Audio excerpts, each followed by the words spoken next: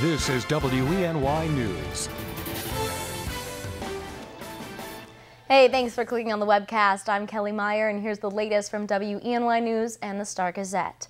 On August 10th, an Ithaca police officer unholstered his gun while chasing 3 teens. The officer was white and the teenagers were black.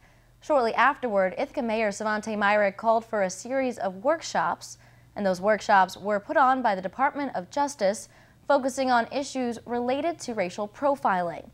The week-long program was attended by the community and the Ithaca Police Department, hoping to get a dialogue started. Engage members of the community to help educate them about what the police do and help the police understand the perspective of civilians. There is still more work to be done.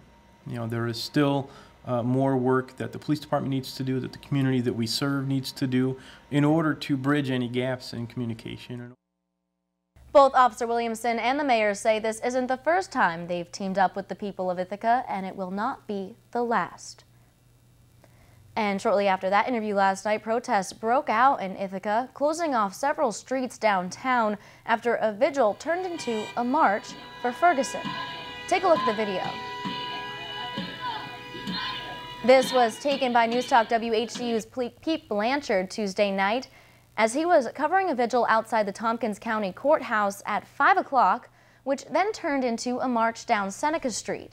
According to our media partners, protesters eventually hit Meadow Street, forcing police to shut down Route 13 north through the city. By 8 p.m., traffic was moving once again as protesters started to march back downtown. Despite several tense moments between police and protesters, no arrests were made Tuesday night.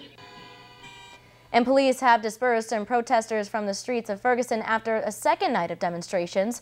Tuesday was far calmer than the previous night, though officers did have to extinguish a police car that was set on fire, and vandals managed to damage some additional storefronts. Several arrests were made, but the protests did not approach the chaos of the previous night, which saw arson, looting, and rioting in the streets. Meanwhile, the Ferguson, Missouri police officer who shot 18-year-old Michael Brown is speaking publicly for the first time. He tells WENY-ABC, quote, "I know I did my job right," and he says his conscience is clear.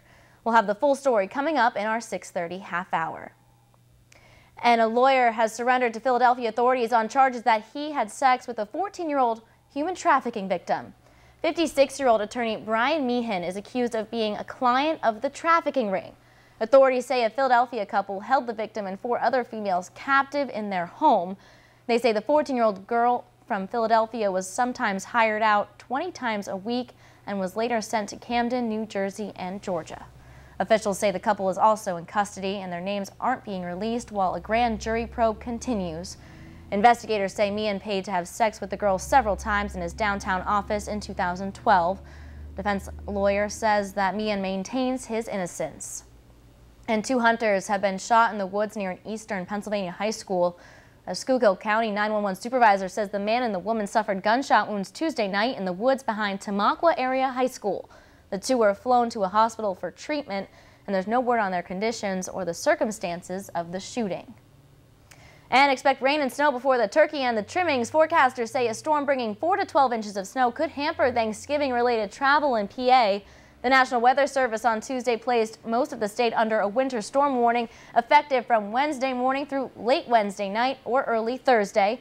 Forecasters say portions of southeastern Pennsylvania area could see 4 to 8 inches of snow. Central Pennsylvania could get up to 8 inches, and the Poconos could see a foot. The Weather Service says holiday-related travel should be finished by late Tuesday or early Wednesday to avoid significant delays. And the State Department of Transportation advises motorists to allow built-in time for extra travel. All right, let's check in with our Craig Flint for more on that story. Hey, Craig. Okay, Kelly, thanks a lot. Good morning to you. Good morning, everyone. Forecast details today. We will be seeing some snow start to break out here mid-morning, I think, around 9-10 o'clock. And it's a close call with some significant snows to the east. Notice the temperature today, 36. That's key to the forecast because with temperatures around 35, 36 through the afternoon, this snow is going to have a little bit of a tough time sticking especially to treated surfaces. So it may take a little while for the snow to really start to stick.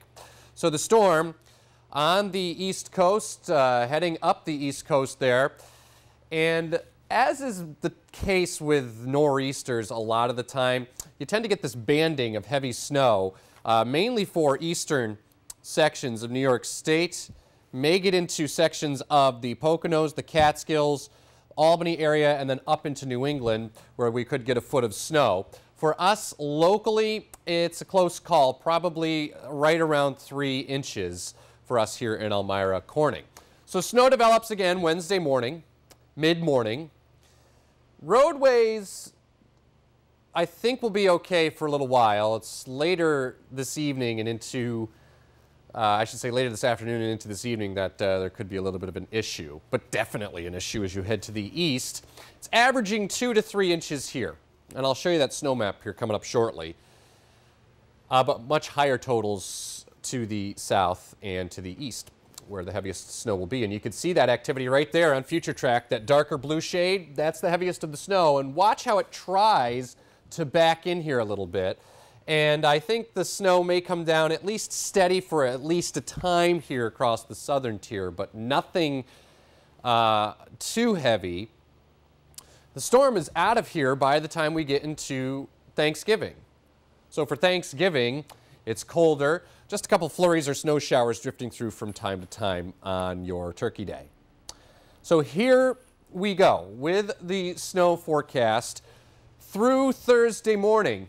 And you'll note the legend here on the side, the purple, the highest snow confined to the Poconos and into the Catskills, and then east of there, 6 to 12, 7 to 12 inches. This blue shading is a 3 to 7 inch swath encompassing much of northeastern PA, and then you get over towards the Binghamton area. Lighter blue shading, lighter snows, and then we get into this kind of tealish color, which is even lighter snow. So here's how it breaks down. I've got Elmira in that 2 to 3 inch range. So average, let's say Elmira gets 3. Watkins Glen gets 3. Ithaca gets 3. Spencer 3. Sayre 5. Owego 6, Towanda 6. Then you get to the west, Hornell and Bath 2, Kenyan 2. So you get the idea. South and east is where the heaviest of the snow will be. 7-day forecast turns colder as we head into Black Friday. Kelly? All right, thanks so much, Craig. Well, for the latest news, weather, and sports, be sure to watch WENY News at noon, 5:30, 6, and 11. And don't forget to pick up a copy of today's Star Gazette. I'm Kelly Meyer. Have a great Wednesday, everyone.